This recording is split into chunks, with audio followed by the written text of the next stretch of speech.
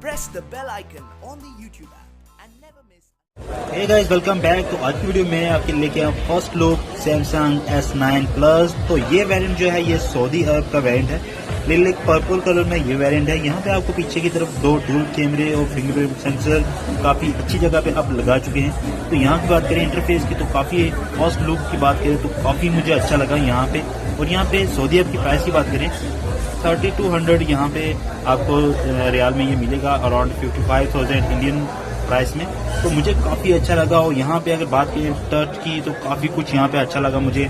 और यहाँ पे बात करें अगर गेमिंग परफॉर्मेंस की तो वो भी काफी मुझे ठीक ठाक लगी। तो मैं जल्दी एक पूरी रिव्यू के साथ एक वीडियो बनाने वाला हूँ, तो उसके लिए आप मेरे चैनल को सब्सक्राइब कर लें। मैं आपको पूरी डिटेल में बताऊंगा कैसा फोन है क्या नहीं है। तो मुझे तो फोन काफी अच्छा लगा यार। मैं डेफिनेटली सैमसंग S8 से अपग्रेड करने वाला हूँ सैमसंग S9 प्लस में। तो देखते हैं अगली वीडियो में आपको पूरा रिव्यू के साथ मैं आपको बताऊंगा क्या कुछ में क्या अच्छी चीजें हैं क्या नहीं अच्छी। तो मेरे चैनल को सब्सक्राइब करें, इस वीडियो को ज्यादा से ज्यादा शेयर करें, लाइक करें।